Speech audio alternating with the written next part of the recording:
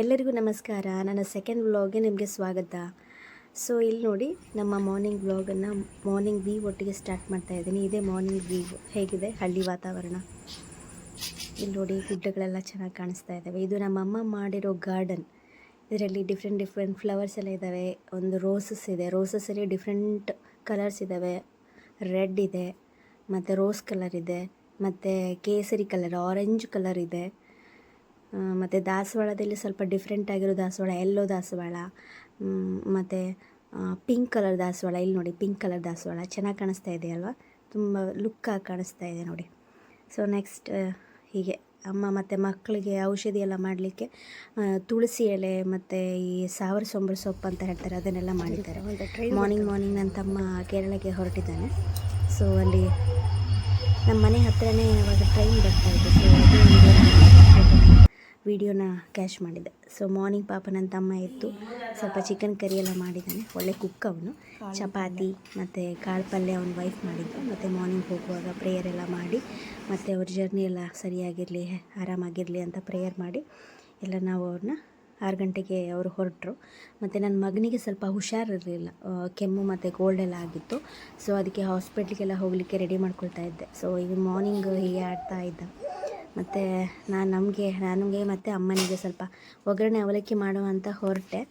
ಅಷ್ಟರಲ್ಲೇ ಅವಲಕ್ಕಿ ನನಗೆ ಅದಕ್ಕೆ ನೀರು ಹಾಕಿ ಬೇಗ ತೆಗಿಬೇಕಿತ್ತು. ನಾನು ಸ್ವಲ್ಪ ಲೇಟ್ ಮಾಡಿದೆ. ಸೊ ಅದು ಒಗ್ಗರಣೆ ಅನ್ನೋದು ಚಿತ್ರಾನ್ನ ಥರ ಆಗಿಬಿಡ್ತು. ಸೊ ನೆಕ್ಸ್ಟ್ ಇವನಿಗೆ ಸ್ವಲ್ಪ ರೆಡಿ ಮಾಡಿ ಹಾಸ್ಪಿಟ್ಲಿಗೆಲ್ಲ ಹೋದ್ವಿ. ಮಕ್ಕಳ ಹಾಸ್ಪಿಟ್ಲೆಲ್ಲ ಜನ ರಶ್ ಆಗ್ತಾರೆ. ಸೊ ಬೆಳಿಗ್ಗೆ ಬೇಗ ಹೊರಟ್ವಿ. ಮತ್ತು ಡಾಕ್ಟರ್ ವೇಟೆಲ್ಲ ಚೆಕ್ ಮಾಡಿ ಏನು ಕಫ ಏನಿಲ್ಲ, ಸ್ವಲ್ಪ ಔಷಧಿ ಎಲ್ಲ ಕೊಟ್ಟರು. ಮತ್ತು ಅವತ್ತು ತುಂಬ ಮಳೆ ಇತ್ತು, ಮಾರ್ನಿಂಗ್ ತುಂಬ ಮಳೆ ಇತ್ತು. ಸೊ ಅಲ್ಲೇ ಪಕ್ಕದಲ್ಲೇ ನಮ್ಮದು ಆಶ್ರಮ. ನಾನು 10th ಸ್ಟ್ಯಾಂಡರ್ಡ್ ಮತ್ತು PUC ಎಲ್ಲ ಓದುವಾಗ ಇಲ್ಲಿ ಹಾಸ್ಟೆಲಲ್ಲಿ ಇದ್ದೆ ನೋಡಿ. ನಮ್ಮ ಆಶ್ರಮ ಇದೊಂಥರ ನಮ್ಮದು ಮನೆ ಥರನೇ. ನಾವೇನಾದರೂ ಆದರೆ, ನಮಗೇನಾದರೂ ಆದರೆ ನಾವು ಇಲ್ಲೇ ಹೋಗ್ತೇವೆ. ಸೊ ಇದು ನಮ್ಮ ಮನೆ ಥರ. ಸೊ ಇಲ್ಲಿ ಕೂಡ ಗಾರ್ಡನಿಂಗ್ ಎಲ್ಲ ಮಾಡಿದ್ದಾರೆ. ತುಂಬ ಚೆನ್ನಾಗಿದ್ದಾವೆ. ಇಲ್ಲಿ ಡಿಫ್ರೆಂಟ್ ವೆರೈಟಿ ಗಿಡಗಳಿದ್ದಾವೆ. ಆ ಗಿಡಗಳು ನಮ್ಮ ಮನೇಲಂತೂ ಇಲ್ಲ. ಸೊ ಅಲ್ಲಿಯವರೆಲ್ಲ ಹೇಳ್ತಾರೆ ತೊಗೊಂಡು ಹೋಗು ಮನೆಗೆ ಅಂತ.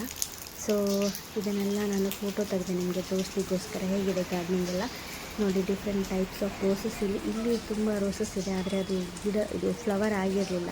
ಸೊ ನಾನು ಅಷ್ಟೇ ತೋರಿಸ್ತಾ ಇದ್ದೀನಿ. ಮತ್ತು ಇದರ ಹೆಸರೆಲ್ಲ ಗೊತ್ತಿಲ್ಲ ನನಗೆ, ಗಿಡಗಳ ಹೆಸರೆಲ್ಲ. ಸೊ ಈ ಥರ ಎಲ್ಲ ಗಿಡಗಳಿದ್ದಾವೆ ನೋಡಿ. Yellow, white, red.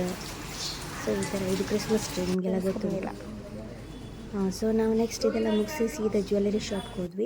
ಗೋಲ್ಡ್ ಅಂತೂ ತೊಗೊಳ್ಳಿಕ್ಕೆ ಆಗಲ್ಲ ಈಗ ಸದ್ಯಕ್ಕೆ, ತುಂಬ ಕಾಸ್ಟ್ಲಿ ಆಗಿಬಿಟ್ಟಿದೆ.